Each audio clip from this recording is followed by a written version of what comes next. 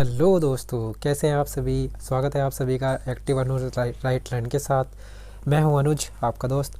आपके लिए मैं इस वीडियो में लेके आया हूं एएलपी के लिए जो दूरी और विस्थापन और समय के साथ जो विस्थापन होता है और समय के साथ जो चाल होती है उसमें क्या क्या चीज़ें हम देखते हैं। विस्थापन और चाल और दूरी और वेग, चार चीज़ पढ़ेंगे। दूरी, विस्थापन, चाल और वेग। ठीक है, पहले दूरी को समझ लेते हैं, दूरी क्या होता है, फिर विस्थापन समझेंगे, फिर चाल समझेंगे, फिर वेग समझेंगे और फिर इससे रिलेटेड थोड़े थोड़े क्वेश्चन करेंगे जो आए हुए हैं। ठीक है, एएलपी में। तो दूरी क्या चीज़ होती है, अगर इसने दूरी की बात करी है और विस्थापन, दूरी और विस्थापन में अंतर समझ लीजिए। जैसे ये आपका घर है और ये आपका स्कूल है यहाँ पे। ठीक है, आप दूरी, आपने घर से निकले, आप गांव में रहते हैं तो थोड़ा मुड़ के गांव की मेन गली पे आ गए, जहाँ पे आपका मेन रास्ता है जो कि हाईवे है। अब उस हाईवे से आप मुड़ तुड़ के बैठ के गाड़ी में और अपने स्कूल पहुंच गए। ठीक है, तो आपने जितनी दूरी तय की है, जितना बिना दिशाओं के, कोई दिशा नहीं है, बिना दिशाओं के जो दूरी तय की है उसे नाम दिया गया है दूरी। ठीक है, उसे बिना दिशा, इसमें कोई दिशा नहीं है ना, किसी भी तरफ से आप जिस तरफ गली मुड़ी है उस तरफ को आपको मुड़ना पड़ेगा। ठीक है, तभी आप कहीं जाके अपने कॉलेज पहुंच पाएंगे या स्कूल पहुंच पाएंगे। ठीक है, अब दूसरी तरफ अगर हम इसी चीज़ को विस्थापन में लें तो विस्थापन में क्या है, ये आपका घर है और ये आपका स्कूल है या कॉलेज है, जो भी है। तो आप, विस्थापन क्या होता है, आप एक सीधी दिशा में ऐसे एक सीधी दिशा में जाएं और ऐसा रास्ता जो सीधी दिशा में जाए, ऐसा हमारी धरती पे पॉसिबल नहीं होता, लेकिन हवाई जहाज़ अगर आप घर से उड़ाएं, अपने घर से हवाई जहाज़ पे होके बैठ के उड़ जाएं और ऐसे यहाँ पे सीधा उतर जाएं, तो ये होता है विस्थापन। विस्थापन क्या होता है, एक दिशा में होता है। किस में होता है, एक दिशा में होता है। तो एक दिशा में चली गई दूरी जो होती है, डायरेक्ट जो होती है, दो बिंदुओं के बीच की जो डायरेक्ट दूरी होती है उसे विस्थापन बोलते हैं। और अगर ऐसे मुड़ तुड़ के रास्ता बदल के आपको जाना पड़ रहा है उसे दूरी कहते हैं। तो दोनों में समझ में आया अंतर। अब दूरी को हम अगर माप लें, कितनी दूरी चली है और कितने समय में चली है, तो दूरी बटे समय, अगर समय से भाग दे रहे हैं तो क्या आता है, हमारा आता है चाल। क्या आता है, चाल। ठीक है, दूरी बटे समय को हम बोलते हैं चाल। ठीक है, जिसमें चाल भी अदिश राशि है और दूरी भी। जिस दूरी से अदिश राशि निकल रही है तो चाल भी अदिश राशि होगी। ऐसे ही विस्थापन बटे समय, अगर आपको कहे कि विस्थापन बटे समय, तो ये क्या होता है, ये आपका वेग होता है। क्या होता है, वेग। तो दूरी और वेग में समझ में आ गया अंतर। अब ये सदिश राशि है क्योंकि इसमें दिशा होती है, तो वेग भी कैसी राशि है, सदिश राशि है। ठीक है, अब हम चलते हैं आगे क्वेश्चन की तरफ।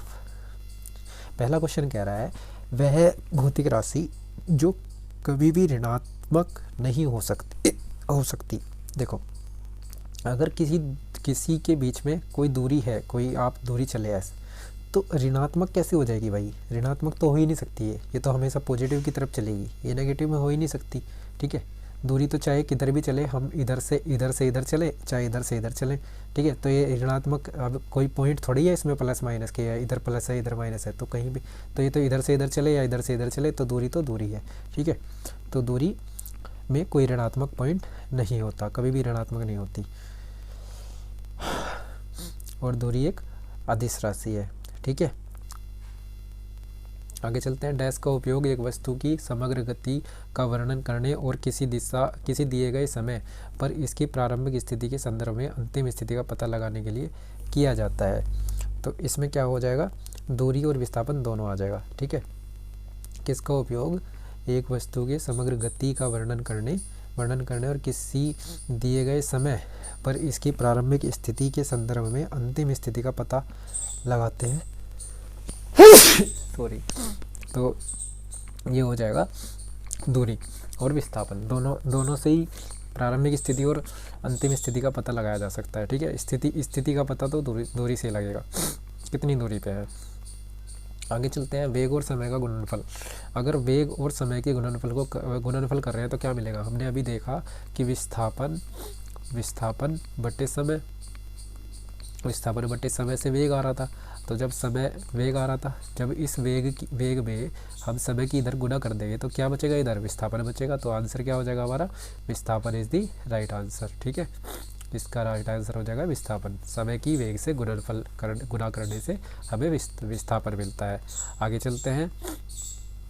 यदि किसी वस्तु द्वारा तय की गई दूरी शून्य है तो वस्तु का विस्थापन कितना होगा। देखो, दूरी ही शून्य है या विस्थापन भी शून्य ही होगा, ठीक है, क्योंकि कोई चला ही नहीं वो, ठीक है, कुछ तो चलता, कहीं तो चलता, तो विस्थापन तो होने का मतलब ही नहीं है। दूरी विस्थापन है तो दूरी का होना जरूरी है, ठीक है, तो दूरी ही नहीं है तो विस्थापन भी शून्य है। वो सिंपल क्वेश्चन आते हैं। एक वस्तु को ऊपर की ओर फेंका जाता है, यह 100 मीटर की ऊंचाई तक जाती है और फिर फेंकने वाले के पास वापस आ जाती है।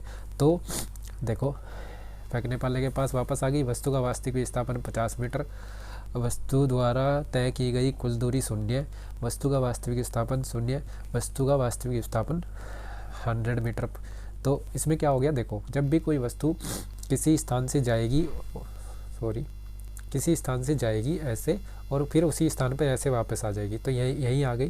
तो जब किसी भी वस्तु के बीच में कोई जहाँ से गई वहीं पे लौट आई तो विस्थापन शून्य होता है। ध्यान रखना कि क्या होता है, विस्थापन शून्य होता है। तो इसका राइट आंसर हो जाएगा डी, कि वस्तु के बीच में कोई विस्थापन नहीं है। जैसे गोल घूमती हुई वस्तु के बीच में गोल घूम के वहीं आ रही है, जैसे हम अपनी पृथ्वी को ले लें कि अपनी दूरी पर घूम रही है, तो अगर देखें तो उसमें कितना विस्थापन है, विस्थापन नहीं होता उसमें, ठीक है। आगे चलते हैं। अब ये आ गया है, अभी तक तो वेग, विस्थापन और दूरी पर क्वेश्चन जो 2-4 क्वेश्चन आए होंगे वो डिस्कस हुए हैं। अब हम बात कर रहे हैं चाल और वेग। मैंने बताया चाल दूरी से निकलेगी और वेग निकलेगा विस्थापन से। जब एक पर्यवेक्षक के सापेक्ष समय के साथ वस्तु की स्थिति लगातार बदल रही है तो क्या होता है, कहा जाता है कि वह गतिशील है। देखो, कोई धरती है, ऐसी धरती है और उस पर मोटरसाइकिल चल रही है, तो कहेंगे ज़मीन के सापेक्ष मोटरसाइकिल गति में है, चल रही है ना। और जो व्यक्ति है, उस पर जो व्यक्ति बैठा है, अगर उसे सापेक्ष मिले, व्यक्ति मोटरसाइकिल के सापेक्ष गति में नहीं है, ठीक है, व्यक्ति मोटरसाइकिल के सापेक्ष गति में नहीं है। और व्यक्ति सड़क के सापेक्ष, अगर मोटरसाइकिल चल रही है तो सड़क के सापेक्ष गति में है, क्योंकि व्यक्ति तो बाइक पर तो बैठा है, तो बाइक के सापेक्ष उसकी चाल कुछ नहीं है। हाँ, अगर बाइक भी चल रही हो, जैसे कोई हमारा पानी का जहाज़ है, वो पानी पर भी चल रहा है, ऐसे पानी है, पानी पर भी चल रहा है, और इसी जहाज़ पर कोई बच्चा भाग रहा है, तो जब वो भाग रहा है तो जहाज़ के सापेक्ष उसकी गति कही जा सकती है, जहाज़ के सापेक्ष उसकी गति निकाली जा सकती है, ठीक है। और वो दोनों चीज़ों की गति में होगा, जल के भी गति में होगा, जल के सापेक्ष भी और जहाज़ के सापेक्ष भी। लेकिन अगर वो जहाज़ पर खड़ा है एक जगह, तब फिर जहाज़ के सापेक्ष उसकी गति क्या होगी, 0 होगी, शून्य होगी, ठीक है। तो जब किसी भी वस्तु के सापेक्ष समय के साथ वस्तु की स्थिति लगातार अगर बदल रही है तो वो गति में होगी, ठीक है। आगे चलते हैं। एक चालक समान गति से अपनी कार को चलाता है, 60 सेकंड में 288 मीटर की दूरी तय करता है, तो गति कितनी है।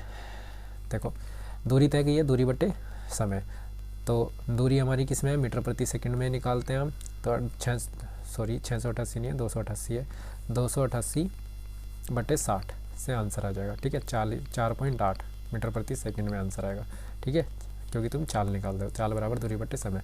किरण 90 मीटर लंबे पुल में तैरती है, एक छोर से दूसरे छोर पर जाती है और फिर वहाँ से वापस आती है। उसे सीधे पथ पर तैरकर वह दो बार में 600 मीटर की दूरी तय करती है। किरण का औसत वेग, देखो क्या कर रही है, किरण इधर से इधर गई, 90 मीटर गई और फिर 90 मीटर ही यहीं आ गई, ठीक है। और फिर उसने फिर से 2 बार ऐसे ही दोहराया, यहाँ से यहाँ गई, यहाँ से यहाँ गई। मैंने बताया जब भी कोई वस्तु अपने स्थान पर पुनः लौट आती है तो क्या हो रहा है, अगर वो उसका वेग पूछ रहा है, तो वेग किससे निकलता है, वेग विस्थापन से निकलता है। और विस्थापन कितना है उसके बीच, उसके कार्य करने में, विस्थापन है 0, क्योंकि वो वहीं आ गई। जब विस्थापन 0 हो जाएगा तो वेग भी कितना हो जाएगा, 0 हो जाएगा। 0 इज दी राइट आंसर, ठीक है। आगे चलते हैं। किसी वस्तु का त्वरण इसके डैश के प्रति इकाई समय में हुए परिवर्तन। देखो, त्वरण कैसे निकलता है, वेग परिवर्तन बटे समय से त्वरण निकलता है। तो वेग इसमें चाहिए, तो किसके परिवर्तन से, वेग के परिवर्तन से। ये पूछा त्वरण, हमने सूत्र, अगर हम सूत्र देखें त्वरण का, तो त्वरण बराबर होता है, त्वरण को ए से डिनोट करते हैं, इसके बराबर में होता है v2 - v1। तो अंतिम वेग माइनस प्रारंभिक वेग और बटे समय, समय से भाग देते हैं। तो इसमें क्या हो गया, उसने पूछा वेग परिवर्तन समय में इसके डैश में प्रति इकाई समय में हुए परिवर्तन, यानी कि वेग में हुए परिवर्तन। तो हमें आंसर बताना होगा वेग में प्रति इकाई समय में हुए परिवर्तन को त्वरण कहते हैं। ठीक है, आगे चलते हैं। फ्रेम के संदर्भ में जो समय का फंक्शन है, फ्रेम के संदर्भ में जो समय का फंक्शन है, एक वस्तु की स्थिति में परिवर्तन की दर क्या है, उसे क्या कहा जाता है। देखो ये जो लाइन लिखी हुई है फ्रेम के संदर्भ में समय का फंक्शन, इसे अगर आप इग्नोर भी करें तो यहाँ से देखिए एक वस्तु की स्थिति में परिवर्तन की दर, अगर स्थिति में परिवर्तन किसे कहते हैं, दूरी, स्थिति में परिवर्तन यानी दूरी में परिवर्तन हो रहा है। ठीक है, तो उसे क्या कहा जाता है, तो दूरी या विस्थापन में परिवर्तन हो रहा है। स्थिति विस्थापन को भी कह सकते हैं, दूरी को भी कह सकते हैं। अगर यहाँ पे चाल होता तो चाल में कन्फ्यूजन होता, ठीक है, इस क्वेश्चन में, तो वेग आ जाएगा इसका आंसर। ठीक है, आगे चलते हैं। समय के साथ किसी वस्तु का वेग दिखाने वाला ग्राफ को कहते हैं।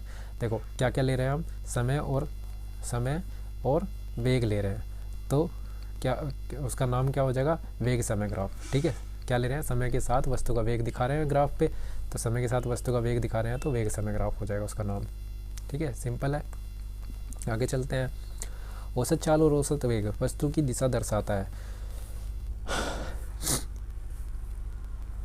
औसत चाल और औसत वेग दिए गए समय अंतराल के दौरान, देखो हमें समय पता होना चाहिए, दिए गए समय अंतराल के दौरान ही औसत चाल और औसत वेग निकाल सकते हैं हम। अगर हमें समय नहीं पता कि कितने देर में चला है या कितनी समय में चला है, तो हम औसत नहीं निकाल पाएंगे। ठीक है, औसत चाल और औसत वेग के लिए हमें समय चाहिए।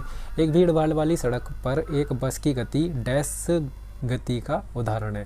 देखो जब भीड़ भाड़ वाली सड़क है, भीड़ वाली सड़क पर क्या करेगा, वो ब्रेक मारे, चलेगा फिर रुकेगा, चलेगा फिर रुकेगा, चलेगा फिर रुकेगा, चलेगा फिर रुकेगा, चलेगा फिर रुकेगा, चलेगा फिर रुकेगा, तो उसमें क्या होगा, असमान गति होगी। ठीक है, असमान गति होगी, क्या होगी, असमान गति होगी।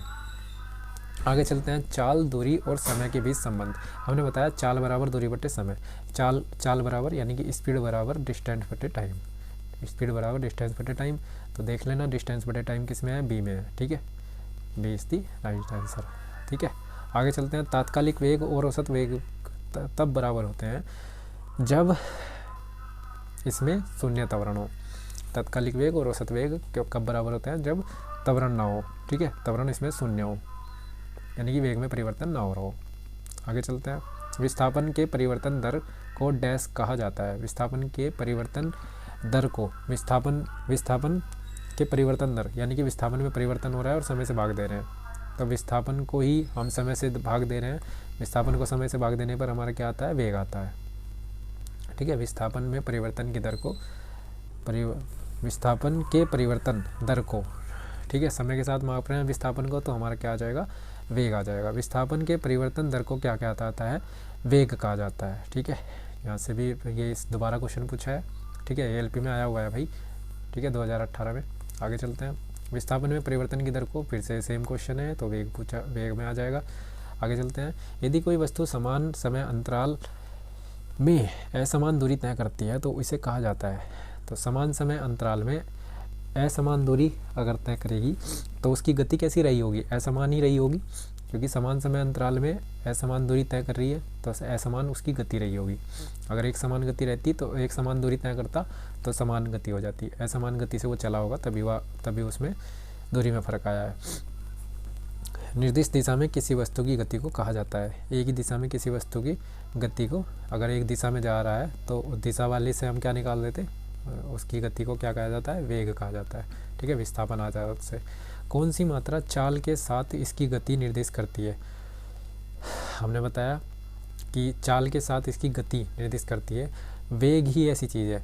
ठीक है, एक बार इसे पढ़ लेते हैं। वेग चाल के साथ किसी वस्तु की गति को निर्दिष्ट करती है। गतिशील वस्तु में विस्थापन की दर अर्थात एक सेकंड में हुए विस्थापन को वस्तु का वेग कहते हैं। वेग एक सदिश राशि है। ठीक है, आगे चलते हैं। एक निश्चित दिशा में बढ़ रही वस्तु की गति को वैज्ञानिक शब्दावली में किस पद से विरूपित किया जाता है। कहा है कि एक निश्चित दिशा है और वस्तु की गति निरंतर बढ़ रही है तो उसे क्या बोलेंगे, वेग बोलेंगे। ठीक है, वस्तु की गति को वैज्ञानिक प्रणाली, बट निश्चित दिशा में जा रही है ना वस्तु, तो उसमें वेग मापता है, हवाई जहाज में वेग मापेगा, ध्यान रखना। समय के साथ विस्थापन में परिवर्तन, ये फिर से पूछ लिया, विस्थापन में परिवर्तन को हम समय के साथ माप रहे हैं तो क्या आता है, वेग आता है। तो इस प्रकार आपका ये जो पोर्शन है ये आपका कंप्लीट होता है। तो आपके 4 चीज़, दूरी, विस्थापन, समय, दूरी, विस्थापन, चाल और वेग, ये आपके क्लियर होते हैं। तो समझ आए तो लाइक करें, सब्सक्राइब करें और चैनल को शेयर भी कर दें। All the best, bye bye.